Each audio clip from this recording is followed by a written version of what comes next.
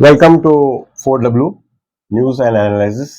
आज का जो विषय जो है मैं Iranian women's rights activist wins Nobel peace ये है टाइम्स ऑफ इंडिया का। और ये जो आज का जो समाचार जो ये जो न्यूज़ जो आया है, it's a very special news, specially for women's and for liberation. It's high time that हम लोग जो है इसके बारे में ज़्यादा से ज़्यादा प्रचार होना चाहिए, ज़्यादा से ज़्यादा इसका जो प्रोपेगेंडा होना चाहिए, हमारे तरफ से भी होना चाहिए। ये जो लेडी जो है, ये नरगिस मोहम्मदी जो है, इनको नोबेल प्राइज दिया गया है। तो विश्व का जो है बहुत बड़ा एक प्राइज होती है, एक अवार्ड होती है, और ये पीस प्राइज में इनको मिला है। अब ये क्यों मिला था, इसके पीछे भी तो भी रीजन देखना है अपने को। ईरान में आपको पता है कि ईरान में जो है मौलाना है, उनकी जो शासन चलती है, रिलीजियस जो अथॉरिटीज है, वो लोग वो चलाता है, देश को चलाता है।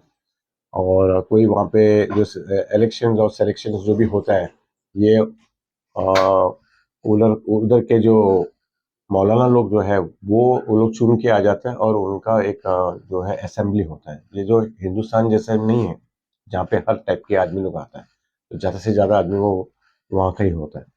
दूसरा चीज़ ये है कि ये ये जो आंदोलन जो चला था, ये कहाँ से चला था और क्यों चला था।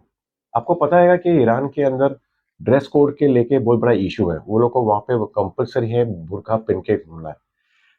मैं एक छोटा सा इशू विषय में इसमें डिस्कस करना चाहता हूँ कि मैं भी खुद ईरान से मैं जब तेहरान से गया था, तो हमारा इंडियन वीमेंस जो एयरपोर्ट एयरलाइन से जब फ्लाइट से निकल के इमिग्रेशन के थ्रू से जा रहा था, उनको सबको ना एक ऐसा शाल दिया गया था, और उनको बोला था कि भाई ये आपका हेड पे डालना है कंपलसरी। आप हिंदू हो, क्रिश्चियन हो, कोई भी हो, आपको पहनना ही पड़ेगा। और वो लोग वो दे देता है, और उनके एक विमेन लोग का एक पुलिस फोर्स होती है, वो आके जबरदस्ती करता है। मैंने आई वाज वेरी सरप्राइज कि हमारा कुछ इंडियंस लोग ने जो रिफ्यूज किया लेने के लिए, बोला हमको नहीं चाहिए, और बोला we do not want, and उसको छोड़ दिया। जबरदस्ती तो नहीं कर पाया, लेकिन पता नहीं फिर उसके बाद में क्या हुआ वो मैं नहीं जानता हूँ। तो वहां पे ये जो बुर्का को लेके जो इश्यू जो चल रहा है, रिलीजन धर्म का कहना है कि पहनना चाहिए, और यहाँ पे लोग का कहना है कि हमें नहीं पहनना है। जिसको पहनना है वो पहने, जिसको नहीं पहनना है वो नहीं पहनना है। वैसा तो मुस्लिम लोग हमेशा बोलते हैं बुर्का पहनना जो है वो कंपलसरी नहीं है, लेकिन ये गलत है। कंपलसरी है, और कंपलसरी हुआ था ये या ईरान के अंदर, और जबरदस्ती करने की वजह से जब भी जो लेडी जो इसने मासा अमीनी जो है, उन्होंने इसमें उसने बगावत किया था। उसने बोला कि मैं नहीं पहनेगा, और उसने बुर्का उठा के जला दिया था, और उस आंदोलन में उसको बहुत मारा था। ईरानियन पुलिस ने उसको मारा, और मारने के बाद में सर पे लग गया। सर का हेमोरेज की वजह से वो मर गई, और मरने के बाद में अचानक वहां पे बगावत हो गई, और पूरे लेडीज और जेंट्स लोग भी, कुछ बहुत सारे जेंट्स लोग भी शामिल हुआ था इसके अंदर, और एक बहुत बड़ा एक आंदोलन हुआ था वहां पे ईरान के अंदर। ये फर्स्ट टाइम एक एक अरब वर्ल्ड के अंदर एक आंदोलन आया था, वो भी ईरान से आया था। तो it is to be seen that Iran से आना एक बहुत बड़ी बात है। ईरान का थोड़ा स्टोरी से मैं बताता हूँ कि ईरान, ये जो मौलाना का टेक ओवर होने के अथौलिया जो है, टेक ओवर करने के पहले ना वहां पे बहुत आजादी था। ईरान बहुत फॉरवर्ड कंट्री थी, ईरान बहुत मॉडर्नाइज कंट्री थी। अचानक वो लोग ने उसका शासन चेंज हो गया, उनको एक्साइल कर दिया, और ये मौलाना लोग ये सब जो है रिलीजियस लीडर्स लोग ने टेक ओवर किया। और टेक ओवर करने के बाद में all ladies inside the house ऐसा कर लिया। उन्हीं मेंस को राइट्स था बाहर काम करने के लिए, लेडीज डॉक्टर भी सबको आउट कर दिया था। टीचर स्कूल बिल जो भी है वो भी सब बंद करने का वैसा पोजीशन हो गया था वहां पे। तो यहाँ पे एक एक उनके एक आंदोलन में एक फ्रेज था, जन जिंदगी आजादी। इसका मतलब है विमेन लाइफ एंड फ्रीडम, यानी कि औरत, जिंदगी और आजादी। ये चीज के ऊपर उन लोग का एक नारा था, और उस नारा के ऊपर आज ये नोबेल प्राइज को उसको प्राप्त हो गया था। We are very proud. हम तो, मैं पर्सनली तो बहुत प्राउड है कि एक लेडी है, आंदोलन एक लेडी ने चलाया, ये बहुत बड़ी बात है।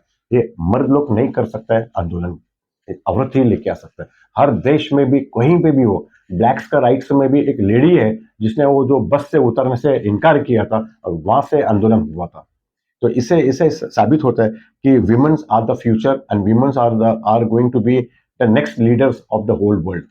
दिस स्टार्ट्स फ्रॉम हियर, यहाँ से शुरू होता है।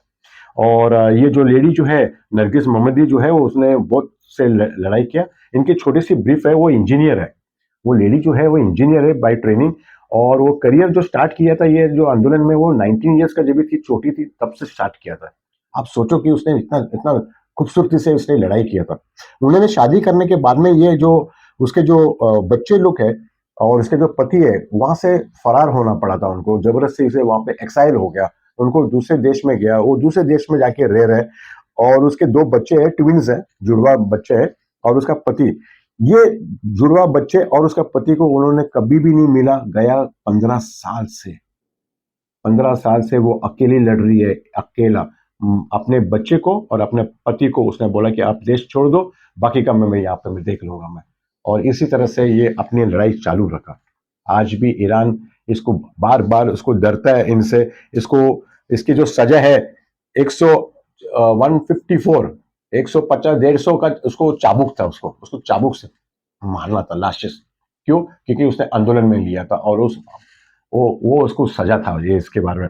वो कम से कम 31 ईयर्स का उसको सजा भी मिला था इसके अंदर। तो मैं तो सोच रहा हूँ कि और हिंदुस्तान भी ये जानना चाहिए कि औरत को सपोर्ट करना है, औरत का रिस्पेक्ट करना चाहिए। हमारे देश में हम हमेशा देवियाँ के मंदिर ज़्यादा है, हम देवी का हमेशा पूजा करते हैं, बट हम अपनी देवी का हम लोग उसका इज्जत नहीं करता है। So it is high time कि हिंदुस्तान से भी आंदोलन होगा। और ये जो औरतों के ऊपर जो अत्याचार जो होता है ये बंद होना है, और ये औरत ही कर सकती है। नो डाउट हमारे राष्ट्रपति जो है वो एक लेडी है, बट अभी भी बहुत सारा चीज़ है जो यहाँ पे बदलाव लाना है। और उसमें से एक बदलाव ये है कि औरत जो है वो थर्ड ग्रेड का सिटीजन नहीं बन सकता, वो भी ऊंचा दर्जा का है, वो भी टेक ओवर करना चाहिए। 50% का उनका रिजर्वेशन भी होना चाहिए, ये हक उनको नहीं मिलता। आज हमारा देश में या पूरा वर्ल्ड में औरत कंधे से कंधे मिलके हम लोग लड़ रहे हैं, औरत को पीछे नहीं रख सकते। और मैं ये बात में आपको लेके आना है, अब मैंने आपको ये बता दिया। हमारा कोशिश ये है कि आप हमारा चैनल को और भी ये प्रपोज करना या किसी को बताना, या ये मेरा कोई मकसद नहीं है। हमें ये है कि आपको ये इन्फॉर्मेशन मिला है, ये इन्फॉर्मेशन आप बांटो, आपके दोस्तों में बांटो कि भाई ये ऐसा ऐसा हुआ है ईरान में बुर्का को लेके। इसलिए औरत को पास हक है, औरत अपना खुद का उसका राइट्स है। क्रिश्चियन लोग में भी वहाँ पे हो गया था, वहाँ पे जो भी एंटी एबॉर्शन लॉ जो पास हुआ था। अभी भी लड़ाई बहुत सारी कंट्रीज में है जो औरत एबॉर्शन नहीं कर सकता, हम इसके बहुत विरोध है। औरत अपना लाइफ का, अपना बदन का, वो उसको क्या करना है, क्या है उसका पूरा अधिकार उसी को है। उसी के उसके ऊपर आप अत्याचार कर नहीं सकता है। धर्म को लेके आप उसके ऊपर दबाव नहीं डाल सकते। अब धर्म का जो चीज है वो रह गया बाजू में, हमें इंसानियत पे लड़ना है। और औरत जो है वो बराबरी का हिस्सा है हमारा। और आप नहीं बोल सकते कि औरत कमजोर है। आज औरत जो है वो स्पेस में भी गया है। कल्पना को आप जानता है, इंडिया का, वो भी चली गई, जो अपना इधर के रहवासी थी, अभी वो अमेरिका का सिटीजन है।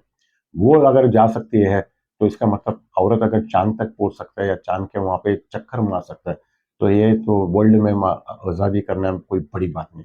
और मुझे यकीन है कि देश में अगर सुधार होना है, दुनिया में अगर सुधार होना है, तो ये सिर्फ औरत ही कर सकता है और कोई नहीं कर सकता है। तो इसलिए हर धर्म, हर मजहब औरत को ही दबाता है। हर कानून जो बनती है औरत के विरोध में ही बनती है।